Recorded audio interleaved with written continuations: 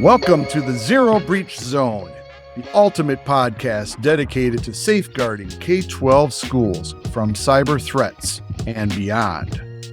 I'm Andy. And I'm Phil, your co-host guiding you through the intersection of cybersecurity and education.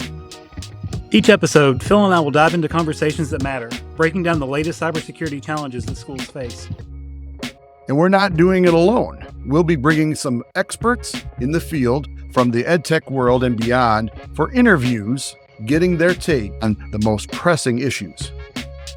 Plus, every episode will wrap up with a recurring segment, The Parting Tool, where we'll share a top tip or tool that you can start using immediately to stay ahead of breaches, phishing, and everything in between. So, welcome to the show. We're thrilled to have you here with us. Let's not just listen, but let's take some action. Connect with us on LinkedIn and other socials and join the conversation. Together, we can build a strong community dedicated to protecting our schools. Hey, everybody. Welcome back to the Zero Breach Zone podcast. We're back here today for a second day at the LTC, the Learning Technology Center of Illinois Summit Conference, Summit 2025, here at the beautiful campus of the University of Illinois, Champaign, home of the mega supercomputer that the whole world depends on in a lot of ways. At any rate, we have a very special guest today. Her name is Mindy Fiscus, and she's been with the LTC for a number of years. And before that, a couple of other things, but she'll tell you a little bit more about that. We're just very happy to have her here today because she's a wealth of knowledge. I've sought after her I've sent her many email questions through the years, and she's been able to answer every single one of them. So she's going to answer all of our questions today. Mindy, welcome. Well, thank you, Phil. I'm happy to be here. Tell us a little bit about how you got into the EdTech world. Okay, so I actually have worked with the Learning Technology Center structure since the late 90s. So it's my 25 years in EdTech at Illinois. Yeah. The LTCs actually started in the mid-90s, and they were a structure that had multiple entities across the state that worked through our regional offices of education to support EdTech.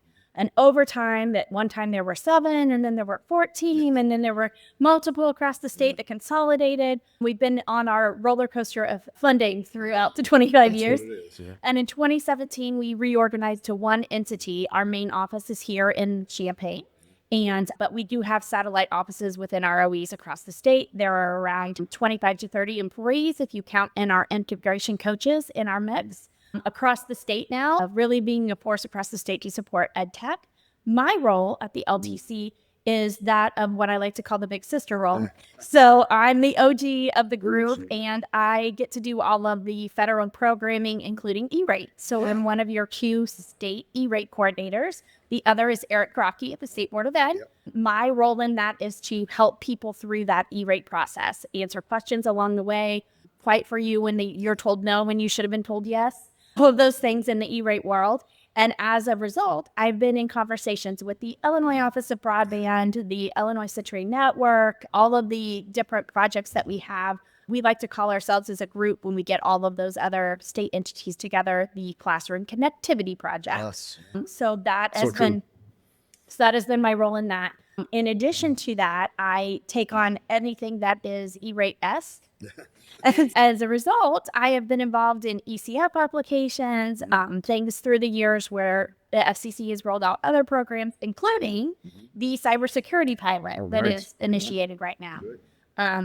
The state of Illinois, we rallied the troops, went across the state and really said to people, hey, this is our way of letting the national legislators know that we desperately need funding for EdTech when it comes to cybersecurity. There is no other funding source for cybersecurity for schools at K-12 level. Some little pieces of other federal funding mechanisms have gone to services for EdTech, but nothing dedicated to EdTech in K-12. And we rallied the troops and said, whether you think you'll put this pilot or not, because we heard it was going to go to the most impoverished districts. Please and laugh. Demonstrates the need. Yes. I remember when you said that, because I got on my IOR. I think we've had a couple episodes of our listeners remember. I said, you know what? Everybody, and it was not just in Illinois, because we have listeners all across the world, but I said, you know what? Apply. The Congress needs to know that we have a need, and it's the most important need probably out of everything, because if we get hacked, if we have an issue like that, education stops. It doesn't matter what's going on in the English classroom or the math classroom, because so many of the subjects rely on technology. If we get hacked, everything comes to a standstill. So we really need this. And I'll continue to preach that even now and years to come. But thank you for being the champion for us. Thank you for letting me. That's what I say to people. That's why the state pays me the median buck, so that Yes. so I can shout your wishes at the federal level. I do attend the advocacy days, both at the state capitol here and DC. I saw you did that this year. Yeah, I'm real active with the State Education Technology Directors, which is CETA. Yeah. I serve on their board. I was their past chair and leader of the year in 2023. Right. And really, I feel like I'm the person they bring to the table because I'll say what nobody else will say. And not ashamed to say it. But I have been known to stand in front of the FCC at a meeting and say, thank you for what you're doing for bus Wi-Fi, but what about cybersecurity? Yes. Yeah. We started with a thank you, but also we've been screaming about cybersecurity for years. And I'm glad to see that there was finally a pilot. I wish it was more than $200 million, which sounds like a lot, but not in the whole scheme of things. Sure. We bring over $130 million a year into the state for just E-rate. And that's just Illinois. And that's just for Illinois. Yeah. That $200 million amount is like minimal for what we needed. So how many were approved around the nation this year? And then how many did we have in here in Illinois? Okay, that's a great question. They did focus on the most impoverished districts. So those that are 90% discount rate and E-rate. And then that was their like first cut mark, I guess you would call it. And across the nation, there are about 800 projects. It is a 3-year commitment, so there will be 3 years of service delivered, and it's really meant to be a little bit like a research project. Yes. So they're going to see, they tried to pick different school districts of different sizes and different locations and different services that they were asking for in the 4 categories that they provided. And in the state of Illinois, we got more than any other state at 72 projects. Wow. Some of them are even like elementary childcare charter schools in Chicago, all the way up to some special ed and vocational programs that applied. Very diverse group. Very diverse group. I feel like the example that we have in Illinois of our 72 is really an example of the whole of what we see nationwide. So it'll be really a watch. Yeah. So you talk about it being like an experiment, basically. Do you have any kind of idea of what the metrics for success would look like? What would you hope to see out of the pilot? So in my perfect world, they will watch the pilot for 2 of the 3 years and then start advocating for funding to be another, I think likely to be another category in E-rate. Like I think that the initiative that they're taking at the SCC. Some have advocated for an entirely separate program, so it might go that direction. But I think we have category 1 that focuses on internet access, category 2 that is network equipment, and there's a budget for that. And then I think this is a potential category 3 in the future. The SCC just didn't really know how to formulate a budget because this is a new area for them. So they didn't know what the services cost. They didn't know what the primary services that are needed. As I like to say, it would be great if it was easier and they were just like, here, check the box on your bill here, you attend your school, you get a discount. But I think that we'll probably have another formula funding structure for cybersecurity in addition to the category 2.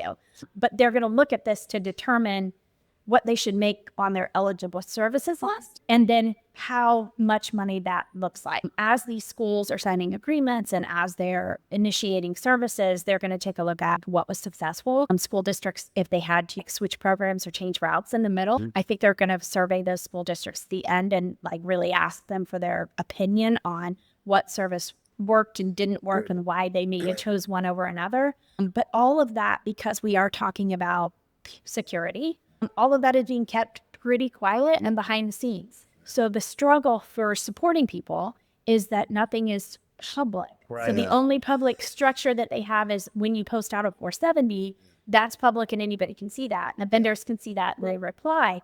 But even as people are filing 471s, unless like you come back and tell me, hey, I've filed this and I'm waiting to hear, I think we roughly have about 25 470s from our state already filed. The deadline isn't till September. All right. So we have 470s that were filed. And when I look at the timelines of when they were filed and waiting that appropriate 28 days, we have roughly 15 ready to file 471s if they haven't yet. That's what I was going to ask you. I said, so what sort of services or what sort of things are districts asking for in the cybersecurity realm? And luckily, Tool-wise. I mean, it's a little bit different, right? Yeah. So some of them went into it because they were getting their basic firewall services through E-Rate, and they were doing a renewal this year. And what they really wanted was that like other higher level firewall components. And like that was their first initiative. A lot of people looking at knock and sock services. Many people looking at filtering services that are not eligible for the traditional E-Rate program, and monitoring. And what I'm finding is a lot of school districts either underestimated the cost of the services they're asking for. So they sent out a wish list and said, I want all of these things. And then they got the bids back and they're like, oh, wait, we don't have that much money.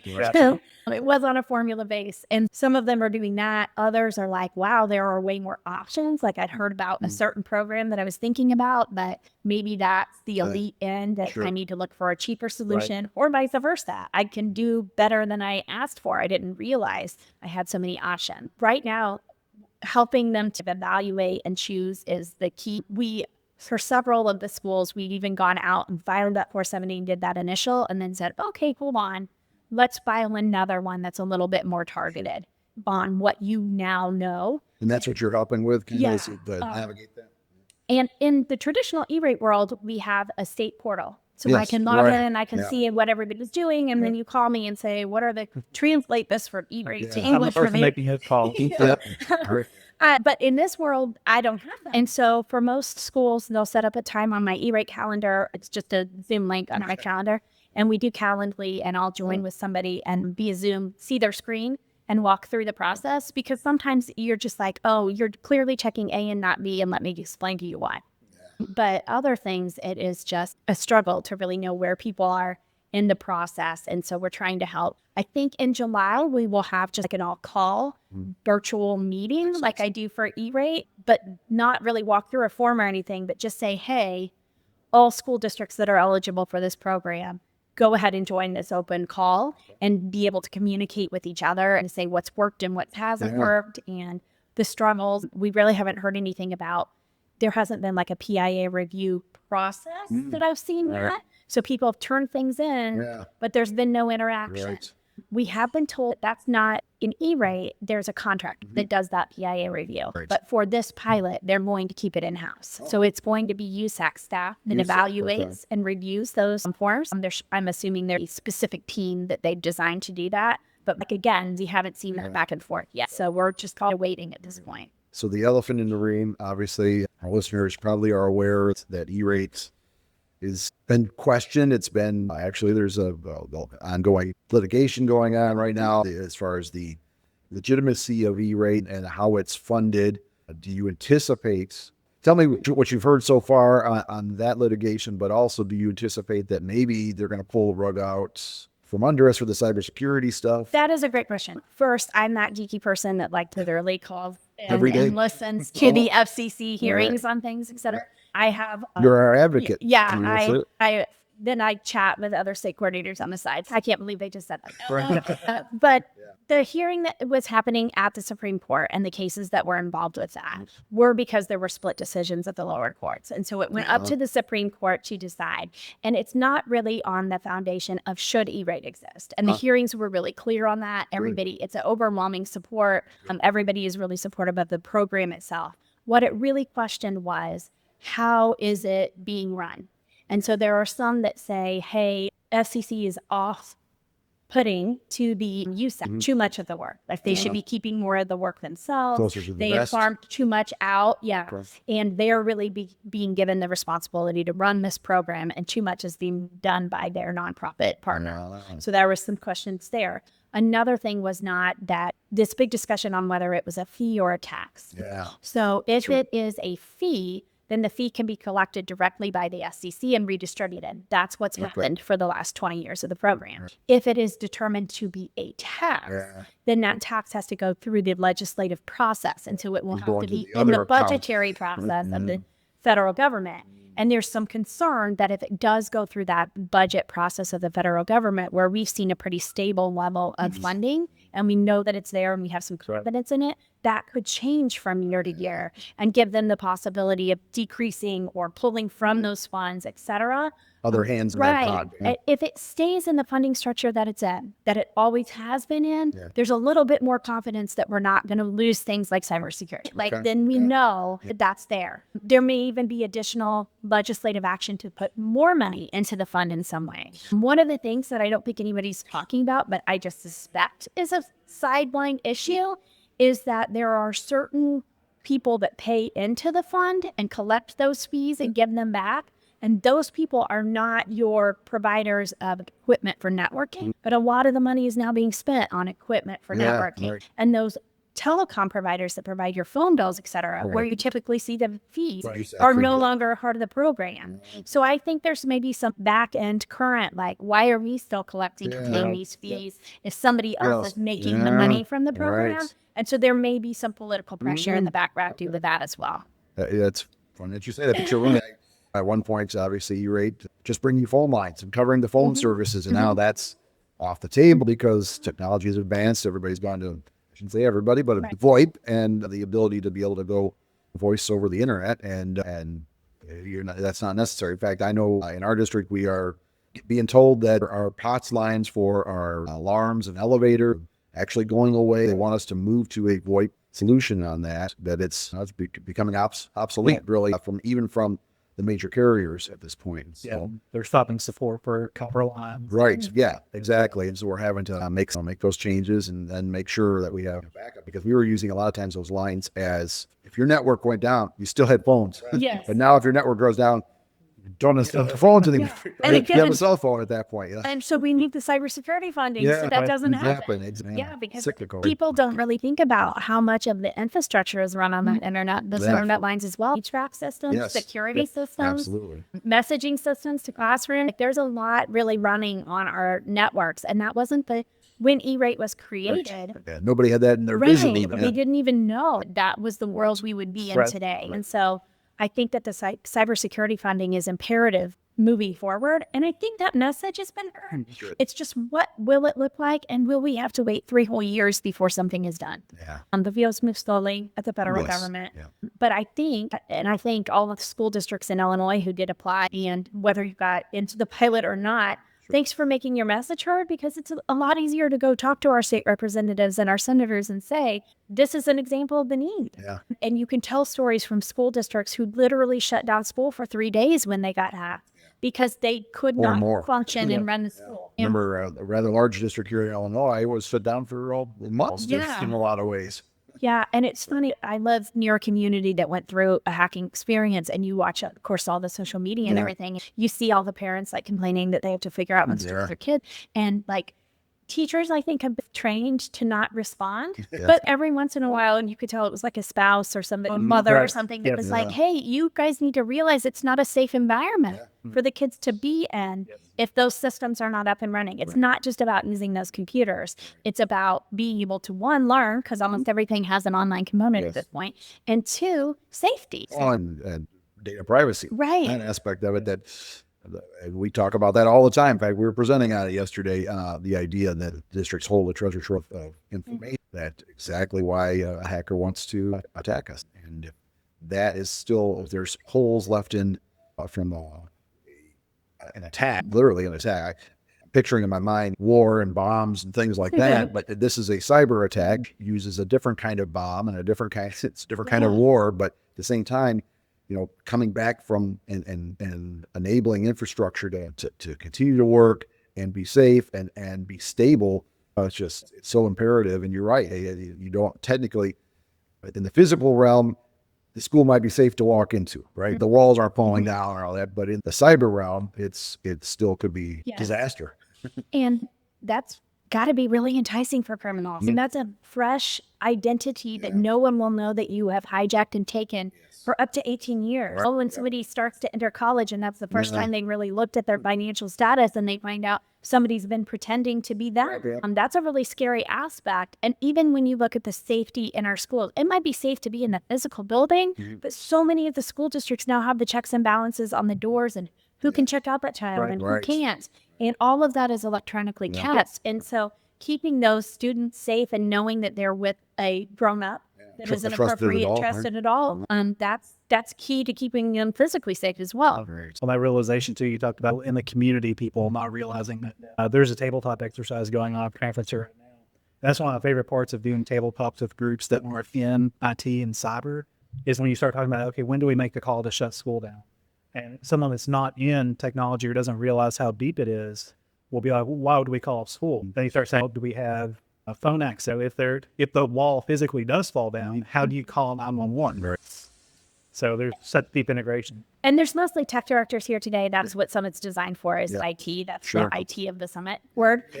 But what's really interesting to me is I've watched several regional offices of education host these roundtable discussions where you get your administrators involved with your IT professionals. And it's really interesting because I think that people live in their silos. And the IT professional, like, we need to know this and this, but they might not be thinking about the communication channels and how to notify the parents of what's going on, et cetera. And the stuff that the superintendent's thinking about. And then you also have like a business manager or a bookkeeper there who, but here's our financial systems and how do we get to those backups and how do we continue to have payroll if something like that happens. And so it's great when you see like whole teams. So today's exercise is being supported by CISA, which is a federal programming, who that's been are they going to be funded or not as well?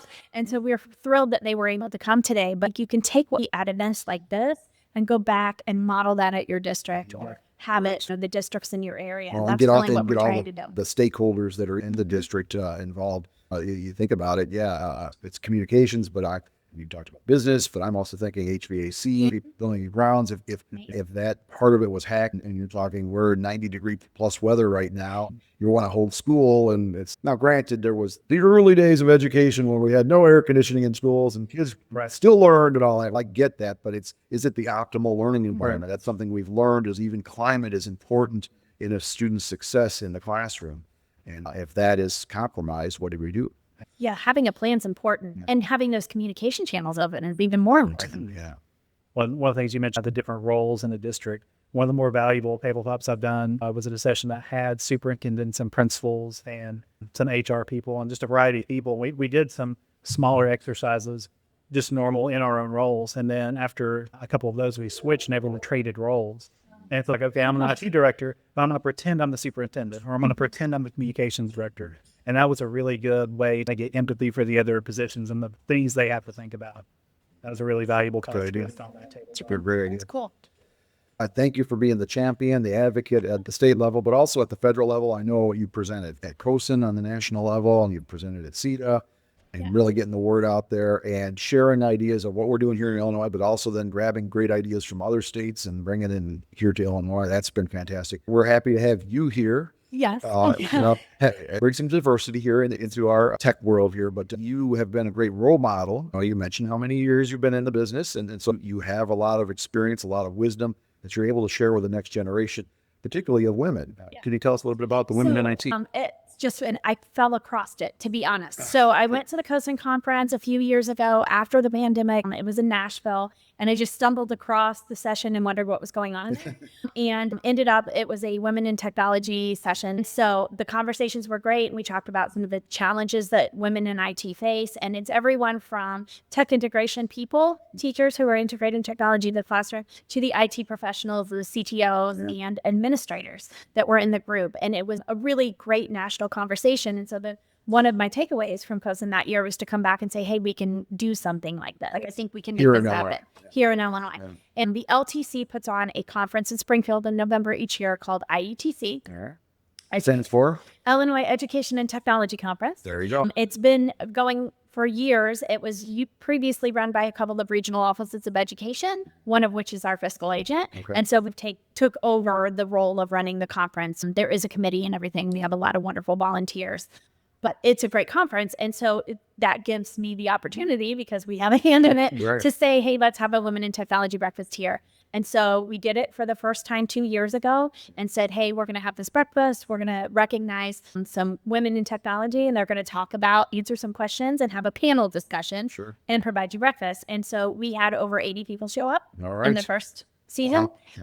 And there are a handful of men, and men are welcome to come. Allies, Our right? allies. So we had that first session. Last year, we did things just a little bit different. We even brought in our vendor partner women from the IT field, and some of them came in and said, hey, this is my background, and this is where I got. Many of our vendor partners that are women did start in the classroom and then ended up in IT field, business side of things. And then we're going to continue that. So we started, the LTC also has community.ltcillinois.org. And if you've ever gone to an LTC sponsored event, a conference, etc., we do a single sign-on, so you can log on and you can be a part of the community. You just have to say, hey, I want to take advantage of this online listserv of today. And we started a group that is the Women in Technology group just recently. So that is my New Year's resolution for the fiscal year. So I start my work resolutions in July 1st. That's good. Is to really grow that community. So we're going to start introducing ourselves and talk about women that inspire us and start driving the conversation towards that WIT event in Springfield again this year. I did notice, and I know Stacy, her name is Hawthorne, who is now the board chair for COSIN right now, but she has started doing a Women in IT like feature of the month on LinkedIn. Yes. And I thought that was pretty cool. We were Like honestly, a woman you should know. That was, it was, we were all at dinner after the advocacy day, and they were like, okay, I think I'm going to do this. And I was like, let's do that. And so there's a handful of people. There is a women empowerment group, I guess you would call it, for the industry that I belong to. And we were all like, let's do that. ClassLink was like, how can we help with that? And they have some really powerful women leaders that work with them as well. And so they've been really supportive. And that's been fun to watch through LinkedIn. I think we're going to model something like that on our list for a little bit. One of the things that we focused on this year at the COSIN event was books that mean something to you. Like, what's your recent book? Self-help book, not really even pertaining to specifically women, but what is really probably not even driven you forward. Probably not even pertaining to tech, even maybe leadership or just something that's helping you become a better person. So I think that's definitely something we're going to emulate this year at our event, is talk about those books. I went to the ISV CTE conference last week, and they had some wonderful student authors, female authors that had written books about STEM at grade school and high school level. So we're going to see if we can't engage with those students and bring them in and like really show the start at the fresh start. And then, thank you for bringing up the next generation. Trying. And just being the mentor and being setting the example and being able to share the knowledge and not keep it to yourself. That's one of the beautiful things in education versus the corporate world. We were kind of having a conversation about this last night, is that in education, we tend to share more. Where in corporate world, they're secretive. It's me, dog eat dog type of thing. And for you to take this next step and invest in the next generation, I think is pretty awesome. That's one of my most favorite things about the Illinois listservs in particular. So I'm on Tech Geeks and I'm on the IETA list and all of those things. And I just love the way that somebody's, hey, what do you think about this software, this program, or this functionality of this? And everybody's just willing to just say, like, this is what I like about it. This is what I don't like about it. We use it. We don't use it. We don't have, we could always use AI and go out and do our research. Nothing means more than the person at the door saying, I use this. And I use it. I've been through it. I've done it. And if you want, let's get on a call. I'll walk you through it type of thing. I've tapped into Tech Geeks many years. It's been a wonderful resource. And we have the same thing back home, where I've got probably another dozen districts close to me that I know what their tech stack is, how it relates to mine, how we're different. And when we hit a problem, I'm not embarrassed to say, hey, I'm trying to do this implementation and it sucks. I don't know what's going on. And if someone will hop in with ideas and we can bounce back and forth, I don't know how many calls I've made to other people and people have made to me just to ask for help with something. And that collaborative educational spirit is one of my favorite parts of our industry. And I do work with other states, and that's what they know about Illinois, is that we're very collaborative and that we make our voices heard. But that they know that if you really want to, just the cybersecurity pilot was a great example of that. It was just sending out some messaging and saying, hey, you didn't even have to call the legislator. All you had to do was apply, so that we could say this many school districts needed funding and only this many got it, just to simply share our voice and say, this is important to us and moving forward. And we see it in our surveys that we take, our national and state surveys, all scream the same thing. Our most important things right now are cybersecurity, AI, and data privacy. That's our and teacher shortage. But those are our focuses. And as somebody who's been here for 25 years, and I think you can relate, Like at some point, we're going to retire, and we Yes. need to make sure that there are people Life goes that on. that are filling our roles and that are stepping into those spots and that are continuing the mission that we started. And I know you mentioned that having the different groups and being able to advocate for, you've been a tremendous advocate for, I'm wearing my shirt today, my IEDL shirt, which is another wonderful acronym here, Illinois Educator Technology Leaders. It's the COSIN chapter in Illinois, but you've been an advocate, you've been a member of IEDL and getting more folks, really connecting across the state. And of course, I'm located in the northern part of the state. You're located here in the central and southern part. We have reach, and we're able to bring and branch our state together. It's been really phenomenal. And you've helped us. I think last year was one of the fastest or the most new members of COSIN from Illinois. And I think you've been a part of that. So I want to thank you publicly for that. And I will go out and take my certification because I didn't like that a different state won the award. They had the most certified people. So I will do that. All right, I will your commit seat to will that. get your That'll be seat my over. second year's resolution. All right. But what I see as like the big three, and it's really just the world that I work in the partnerships, is you've got your ISTE and your ISTE affiliates, like your teachers organizations and all of that. And IDEA has been a great champion for our teachers and providing resources for them over the years, been actively involved in that for years. And then we've got our tech leaders, our CTOs, and COSIN is a great example for that. And then I'm our state rep, and we have a team. But I'm our state voting rep for the CETA piece of things, because the state has to communicate with the districts that have to communicate with the teachers. Like we all have to be working on the same missions and in the same goals to get something done, because together we can do more. And so that has just been my mission with partnerships here at the LTC, as well as You've been doing that for years. But you always it's always a better time with your friends, right? Yes. Yeah, I know. It's been great. I remember sitting in when we were having to do, well, in the early days of needing a tech plan for your E-rate, sitting in with you and you leading how to write a good tech plan back in the day and how to write a passing tech plan, a functional tech plan. And I'm not quite sure if you decided that Southern Illinois and Chicagoland should have been partners together, but that was fun, right? Yeah. So our Southern Illinois people, we did a peer review process. Yes. And so the Southern Illinois people would read the Chicagoland plans. And we did the same and thing. then the opposite, right? Yeah. And so it was always just really entertaining, because we would go, you guys would be reading the plans and go, the school district has 64 students. This is crazy. And then they would read your That's plans one and they're school. like, they have how much money? It's just, it was a really great learning experience to go through that back in the day. That was required for E-rate. And then when E-rate no longer required it, we didn't have it. Right. But there are still school districts that still reach out and have continued that planning process because it gives them the leverage they need to know what they're buying and what their infrastructure looks like, and support it with their board and be able to say to the ever-changing school boards, this is what we've done in the past and this is what we're doing moving forward. A lot of those conversations have now dipped into the professional learning and practice realm. And so what are your practices and policies for how you're deciding which teacher gets which app or resource?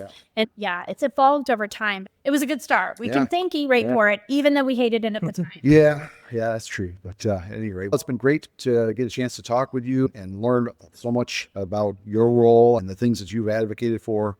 I've said it already, you've been a champion really and a voice for a lot of those who don't have a voice, to be able to bring the things we need in our schools to function the best.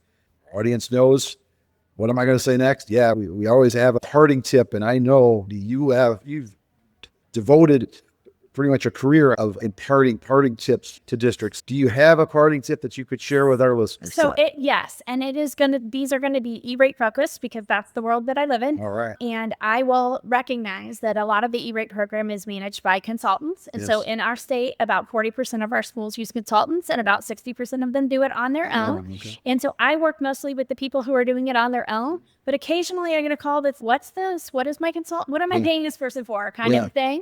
There are a couple of free resources sponsored by E-rate consultants on Free 99? Free, totally free. The first one is a publicly facing search tool.